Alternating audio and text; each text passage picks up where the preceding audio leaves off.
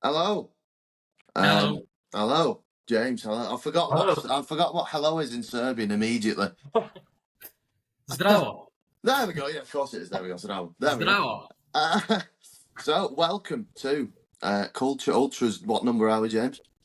14. 14. Serbian special. Got the kit on. Got my jacket on, especially over my Christmas jumper. With It very fits you perfectly. No, I know. It's very slimming, I feel.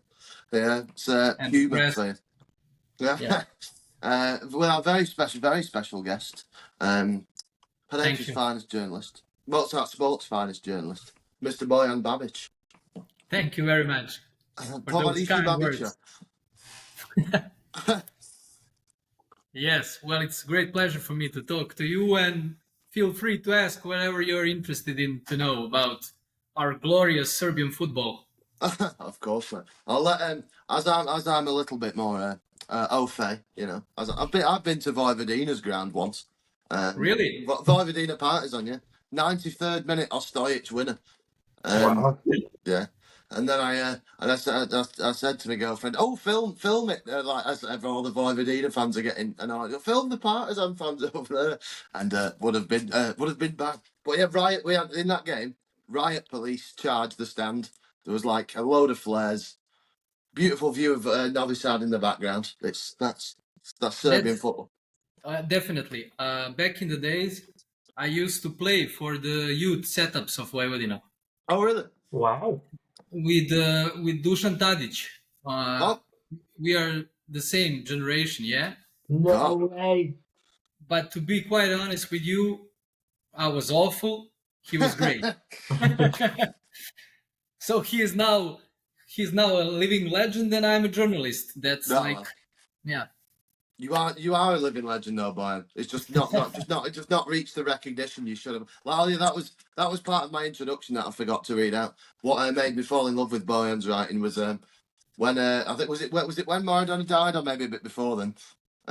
But like the hero of the Irish nation, Serbian and Irish brotherhood together, just got about the hand of God goal. So I love you forever for that. So that was yeah. But yeah, I'll let James ask you some entry level, then we'll get to the intellectual.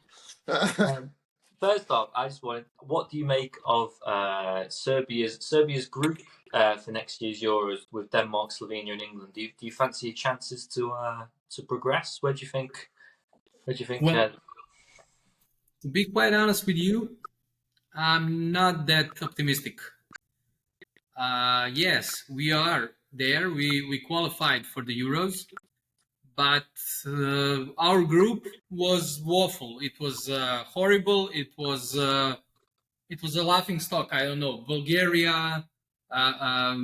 You probably saw some of our games, and it was anything but good performances. Quite poor, to be honest. And in comparison to the World Cup qualifiers, instead of going forward, instead of going up, we went backwards. Right. In terms of quality and everything. I don't know what's the reason, but it doesn't give us enough hope that we can do something big in Germany. Oh, for sure, Slovenia is not an opponent we cannot beat. That's definitely. But the tournament has its own rules, and to be honest with you, again, us Serbs are very bad when it comes to tournaments. Because we qualify, everything looks great. We have hope, we have pride, we have everything, but like, I don't know what's that thing with our people, but the moment we approach, really, every single tournament I remember, it was basically the same pattern.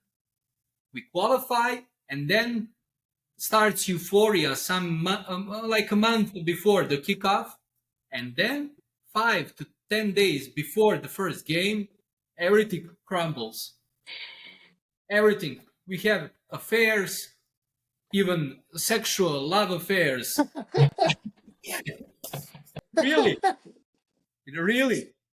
We talked about who's shagging who in the Qatar. Oh, really? Wow. Is our striker sleeping with our keeper's wife or something? 5 days before the Brazil game, the opening game. And you can imagine what happens then. And it's every single time like that. So to make a long story short, I don't believe we have plenty of chances, but maybe yes, that game against Slovenia, victory in that game could see us going through. But further than that, not so sure. Am I right in thinking as well? Is this Serbia's first ever Euros? Yes, Yeah. yes. As Let Serbia, me, obviously. yeah, Yugoslavia. picture this.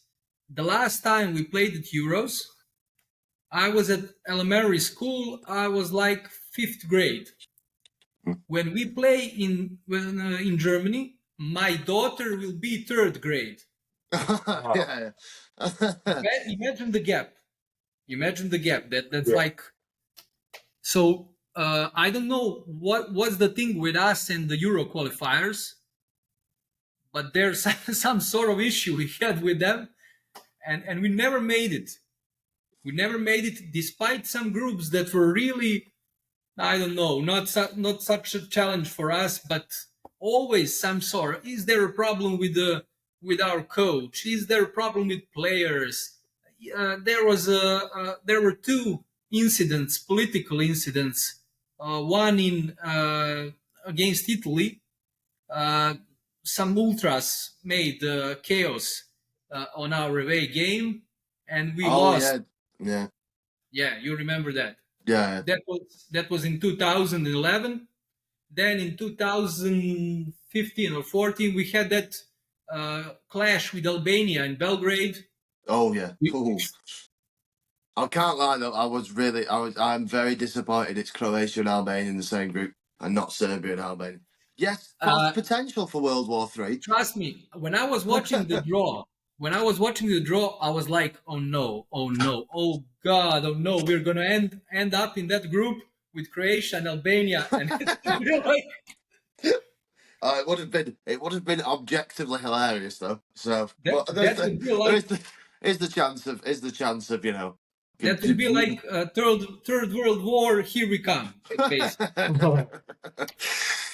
So thank God, no, we are good with Slovenia. Everything would be great. So hopefully, hopefully this year will be different. You just have to keep, I don't know, Vlahovic's wife away from Milinkovic Savic or something like that. I don't know what was their truth, what was not, but I sincerely hope we'll work on those issues and man management in our team. Woman management, maybe even. Woman management, not man management. You're more than right there.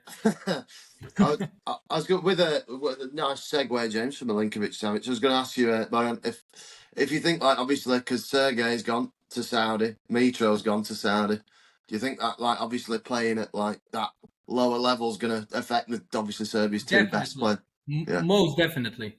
Mm-hmm. Last night I texted with my old man.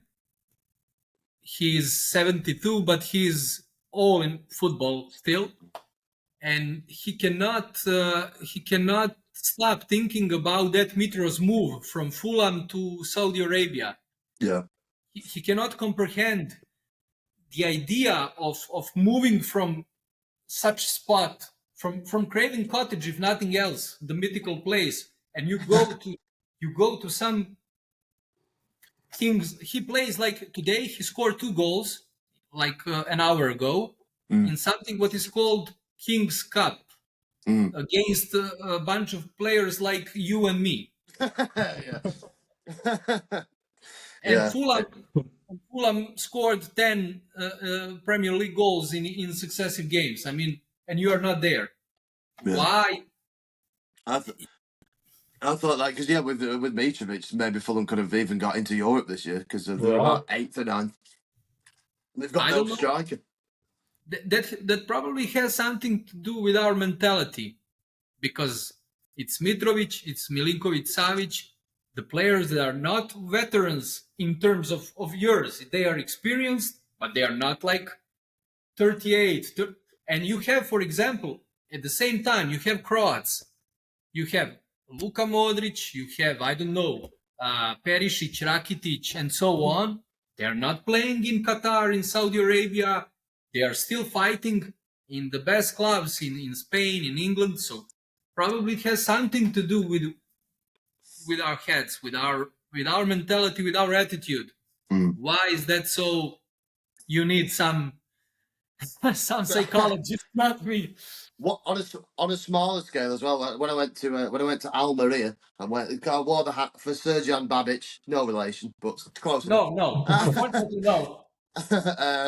But yeah, because he I saw that loads of Premier he's only like 24, 25, and there's loads of Premier League clubs after him, and then and there was a couple of Serie A teams after him, and he went to Spartak Moscow, which is like makes little sense, doesn't it? But it's obviously it's gone for. It's not the thing that we don't have potential. We have potential. We have players that are able to make a difference at some level, though not as good as Croatians, maybe. Croats. But I think what we lack, if we are talking about the national team, the thing we lack the most is strategy, and then further on the tactical issues. I think we have to work on that much more. For example, during the World Cup, in the second group game, we played against Cameroon. We were 3-1 up in the second. Wow. Yeah. And we concede 2 goals from counterattacks. 3-1 up. They score from counterattacks. It's like, man. Yeah. You have a crucial game in your hands. Everything is going smoothly for you, and you just you cannot play like that. And then we repeat almost the same thing in the next game against Switzerland.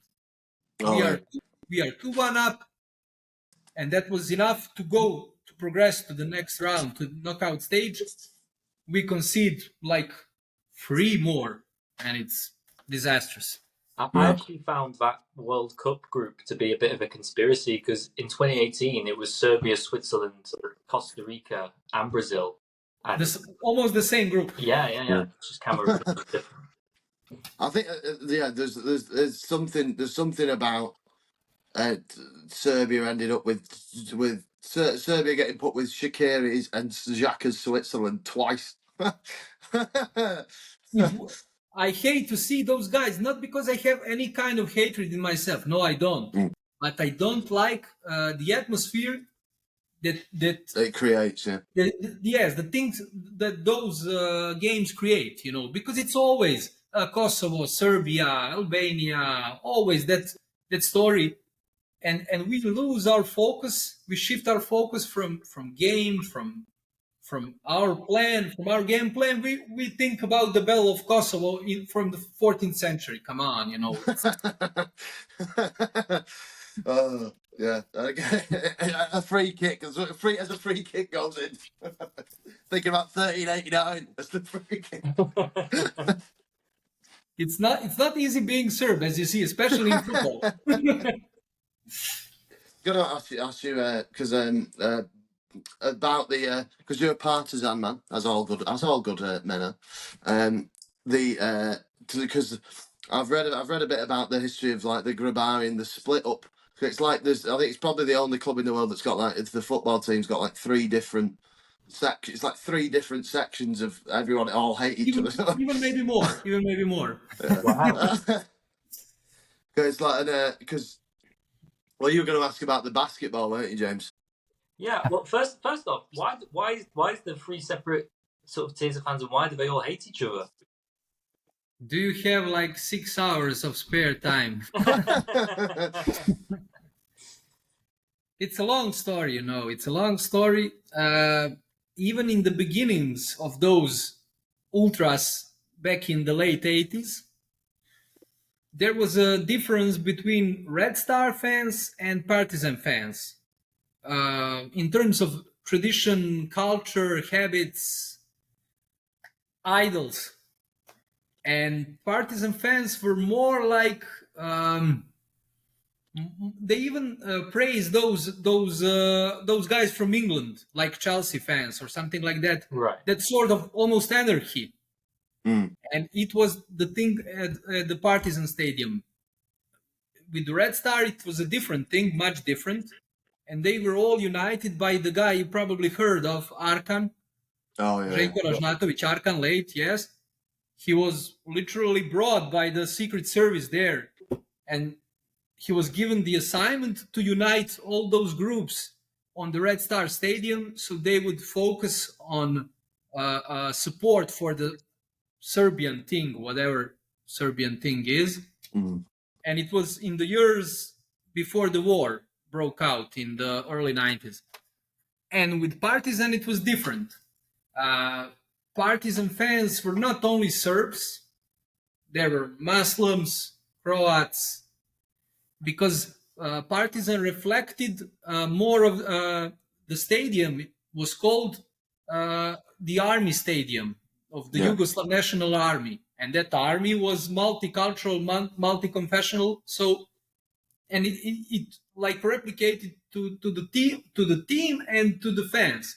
So that was at the beginning. Later, it has nothing to do with the nations and everything. It has to do with the attempts of the club's board, first of all, to have some influence on them, and you then have like those divisions between them, and over the years it only got worse. There was more money involved, more some things that are very close to crime and the crime scene and everything. So it all affected the unity, which was totally out of story. And today there is not anything but unity in the Partizan Stadium among the fans. Some are true ultras, some are wannabe ultras. To be honest with you, I don't even have a clue today who is who. Wow. There. Yes, unfortunately, that's the thing. Until 2008, 2009, it was still some sort of normality there. But after that, it just kept deteriorating, and it like never stopped. There were fights, there were even murders and everything. So heavy story.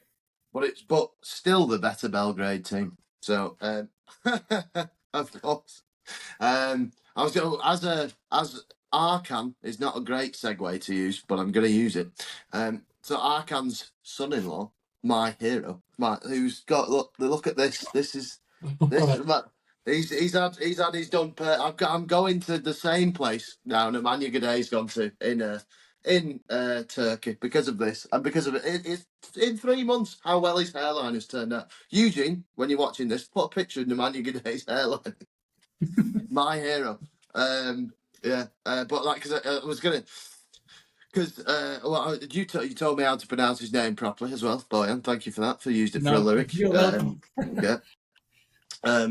But no, because like that surprised me as well. Because I fell in love with him on Football Manager years ago, but then a bit more recently, and he's the second most followed person in Serbia on Instagram apparently after Djokovic. So there you go. Is that true? Yeah.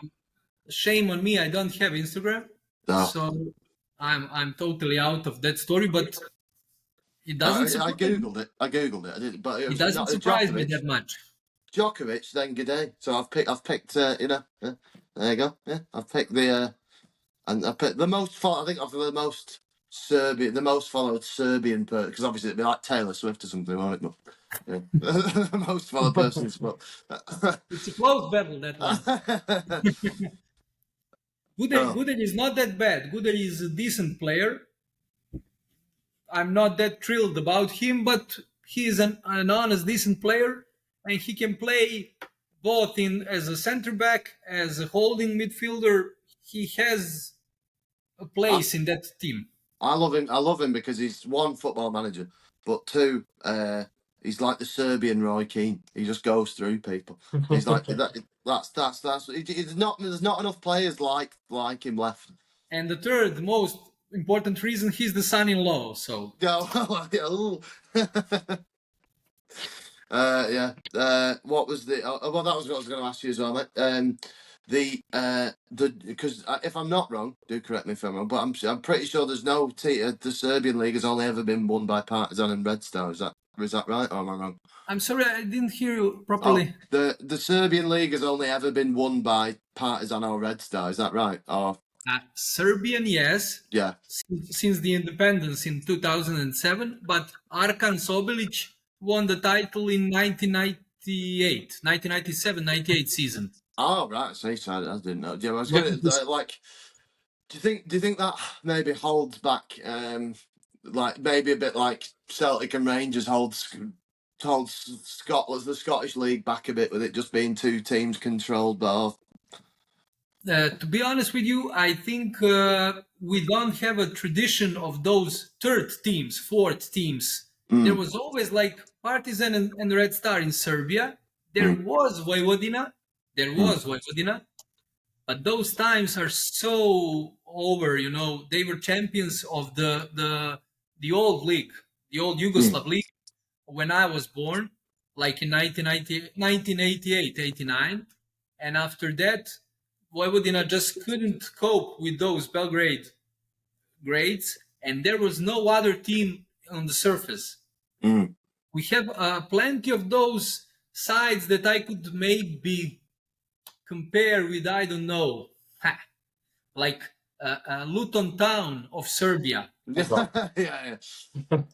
They are cute, they are charming in a way, but they simply don't have tradition nor resources nor anything to compete with those two. And you need to know that both Red Star and Partizan have had the support of the government. Yeah. Ever since, and you cannot compete with that. Yeah. In a country so poor and devastated like Serbia economically. Mm-hmm. Is every team still state owned? Is it not? In the or just is there any privately owned ones? I'm not. You would need some sort of expert to explain you the ownership of Partizan and Red Star. They are like state owned, but not so much. But yes, but no. No one knows what's that. Yes, because after the fall of communism, many businesses were sold, many things were transformed, but not football, not sport. It stayed in some sort of purgatory, something like that, because no one wants to put their money there because you don't have any kind of ownership, you don't have any kind of control, and that was the reason why you cannot see, I don't know, some Abramovich of ours that would invest, because we even don't have a law that says you can buy Red Star or Partizan if you do this and that, and we don't have that kind of law. Why? Probably, I think that those hot shots from government and everything are a bit afraid to go that way. They are afraid of fans' reaction. So they are like, let's not make a problem there. Let's keep it that way. We'll put some money inside, and that's money. That's my money. Yeah. Taxpayers, we support without any. No one asks us, but we support Red Star and Partizan. Today, maybe a bit more Red Star. That's like, yeah. I was going to say that. I remember once I saw the most fixed game ever due to Vucic's wisdom. When Red Star were 2-0 down. This is about 5 or 6 years ago. Red Star were 2-0 down, and they had 3 penalties in the last 10 minutes. There you go. As Milan Jovanovic, who used to play for Liverpool back in days, would say, he has a sensational quote. I don't give a commentar, meaning I don't want to comment on that. He's on his lousy English. So yeah, well, you probably know about Dejan Savicevic, the legendary player of Red Star and AC Milan. And Dejan used to say, let's be honest, you can see match fixing all over the world. Yeah. But nowhere in the world it's done so poorly, so badly, and so shamelessly like in our place. and The world's best match fixing come to Serbia. That's what I want. We are just like that. A question I've been dying to ask is, I think definitely in English media, whenever they do sort of like top 10 lists of world's most like notorious rivalries, like the Serbian Eternal Derby always tops it, and it is a bucket list thing for me. Like I would like to go. Would you say that justification is true? Like I assume you've been to a couple. Well, I'm not sure you would be that thrilled when you see. That's my opinion. Maybe I'm wrong. I think it lost that something, that mojo that it had back in the days. Especially, it was especially great between let's say mid 80s and late 90s. Right. Mm-hmm.